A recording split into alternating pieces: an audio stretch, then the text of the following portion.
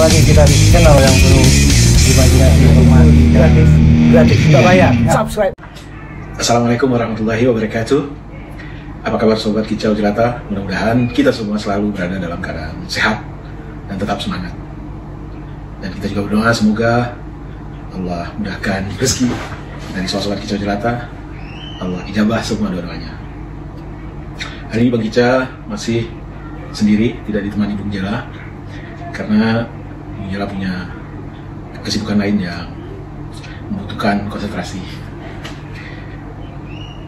Bang Kica ingin hari ini kita sharing soal kasus atau katakanlah sengketa yang dihadapi atau yang terjadi antara Rocky Gerung dan PT Sentul City, yaitu soal tanah yang menurut Sentul City, rumah tinggal yang saat ini ditempati oleh Rocky Gerung adalah bagian dari HGB yang Sentul City punya.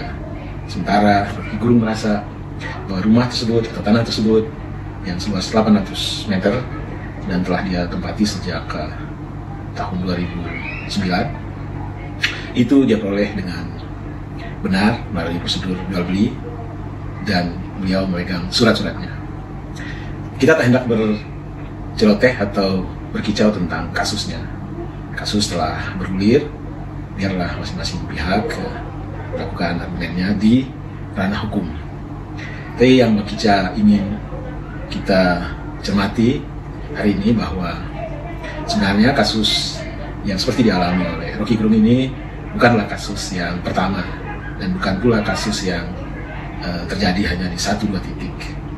Kita tahu kalau kita mau melihat jejak digital di berita-berita hampir di seluruh Indonesia terjadi sengketa antara rakyat, kelompok adat atau masyarakat dengan korporasi-korporasi, baik itu terkait dengan area perkebunan atau konsesi perkebunan, area pertambangan, dan juga area pemukiman.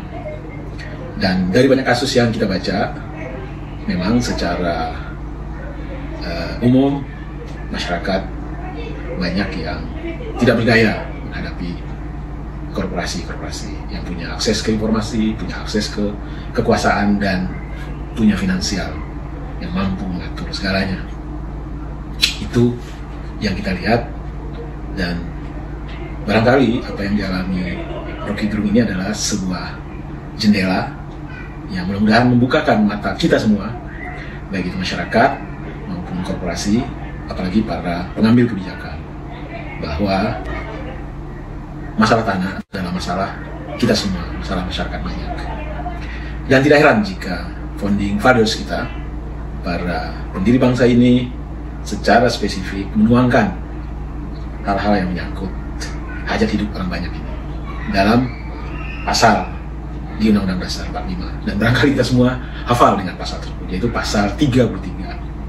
Dan ada 3 ayat di pasal 33 tersebut. Ayat satunya itu adalah perekonomian disusun sebagai usaha bersama dengan azas kekeluargaan. Jadi alangkah indahnya narasi yang dibuat, dikreasi oleh para founding fathers kita, bahwa negeri ini berdiri untuk kenyamanan semua pihak. Negeri ini dimerdekakan dengan tujuan adalah welfare state, negeri kemakmuran, negeri kesejahteraan buat semua. Sehingga muncullah apa yang dinarasikan di ayat 1, perekonomian disusun sebagai usaha bersama dengan azas kekeluargaan. Lalu di ayat 2-nya berbunyi lebih kurang cabang-cabang produksi penting yang menguasai hajat hidup orang banyak dikuasai oleh negara. Jadi ekonomi-ekonomi yang sifatnya strategis, yang menyangkut hajat hidup masyarakat banyak, negara yang mengendalikan dalam arti kata bukan menguasainya dan melakukannya sebagai pelaku ekonomi, tidak. Negara menjadi wasit, negara mengatur, negara melakukan intervensi dalam bentuk regulasi-regulasi yang memprotek, yang membuat semua pihak tersenyum. Lalu di pasal 3 itu bumi, air, dan kekayaan alam yang terkandung di dalamnya dikuasai. Jadi dalam tanda petik dikuasai, bukan dimiliki. Dikuasai oleh negara dan dipergunakan sebesar-besar bagi kesejahteraan rakyat. Jadi kurang begitu.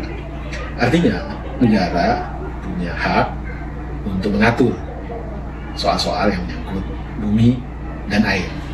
Bumi di sini tentu adalah tanah dan hal-hal yang terkandung di dalamnya, ya tentu menyangkut barangkali sumber daya alam, atau barangkali juga apa yang ada di atas tanah, perkebunan, pertanian, dan segala macam. Jadi sekali lagi bukan dimiliki oleh negara, dikuasai, dan negara mengaturnya dalam bentuk regulasi, ketentuan, peraturan yang membuat senyum untuk semua, yang membuat semua merasa nyaman, dan ujungnya ya ke azas perekonomian yang pasal 33 ayat 1. Perekonomian disusun sebagai usaha bersama dengan azas kekeluargaan. Azas kekeluargaan artinya semua kita, para warga negara, baik si miskin, si kaya, si uneducated, si educated, suku apapun, yang namanya warga negara itu bagian dari keluarga kita, sehingga apapun harus tujuannya untuk sejahtera bersama. Sejahtera bersama artinya bukan rata, tidak, proporsional, dan saling menghormati, harga menghargai. Ngopi dulu guys, ya, Bang Ijang ngopi dulu. Jadi apa yang tertuang di pasal 33 Undang-Undang Dasar 1945 itu betul-betul menunjukkan betapa para founding fathers, betapa para pendiri bangsa kita ini mempunyai visi jauh ke depan. Mereka sadar bahwa dalam ekonomi itu akan berlaku hukum rimba. Yang kuat akan mengeksploitasi yang lemah, yang pintar akan mengeksploitasi si bodoh, dan ya seperti kita pernah bilang bahwa sebenarnya setiap manusia itu kalau mau merenung, apa sih yang dicari? Kita hanya makan 3 kali sehari, kita hanya bisa tidur di 1 tempat tidur. Artinya apa? Artinya kalau kita mau jujur, apa yang banyak dilakukan itu bukan untuk makan 3 kali, makan 3 tahun, bahkan 3 atau 7 turunan, ya kan? Jadi artinya apa? Kalau tidak dilakukan intervensi oleh negara, maka akan terjadilah kerusakan yang luar biasa. Kerusakan pertama adalah akan terjadi persengketaan di mana para korporasi, si pemodal kuat ini, karena unlimitednya keinginan mereka untuk menumpuk welfare, untuk menumpuk kekayaan, segala cara akan mereka lakukan untuk membebaskan tanah, segala cara. Mereka nggak peduli dengan lingkungan. Kita ambil contoh soal perkebunan. Ada jutaan hektar konsesi yang diberikan kepada korporasi-korporasi besar, dan konsekuensi dari konsesi tersebut adalah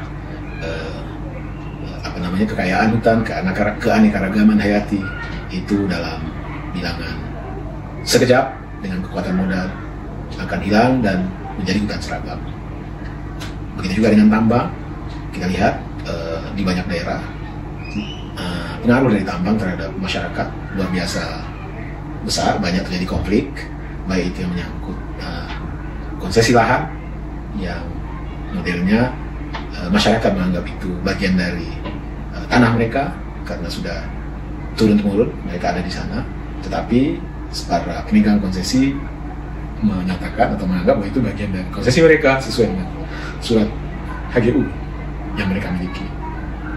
Itu soal konflik dengan objek yang tanahnya. Belum lagi konflik karena limbah dan segala macam. Sobat Jelata yang berbahagia, kita berharap mudah-mudahan apa yang terjadi di Sentul City, yaitu peristiwa ribut, peristiwa terjadinya mengklaim tentang satu objek tanah antara Sentul City dan Rocky Gerung ini, bisa membukakan mata semua pihak, baik itu kita semua, rakyat jelata maupun para pengusaha, apalagi para pengambil kebijakan, bahwa jauh sebelum peristiwa ini terjadi, Undang-Undang Dasar 45 yang dilahirkan oleh para founding fathers kita telah memberi batasan-batasan, telah memberi garisan-garisan apa yang harus kita lakukan yang menyangkut hajat hidup orang banyak. Negeri ini adalah negeri kesejahteraan, berdiri untuk senyum semua pihak.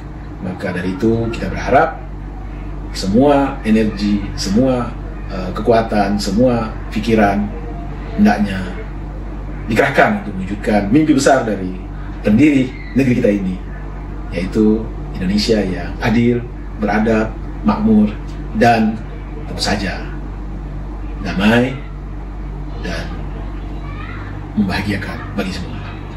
Demikian kicau pendek ini. Mudah-mudahan kita mempunyai perspektif baru bahwa tanah adalah hajat hidup orang banyak, bahwa tanah bukan produk yang bisa kita kreasi.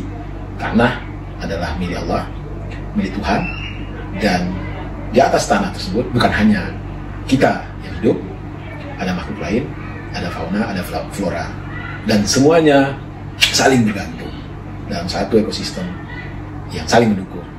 Jadi mari kita jaga hubungan antar mereka yang menyebut dirinya korporasi atau kelompok-kelompok yang kuat dengan masyarakat, dengan alam.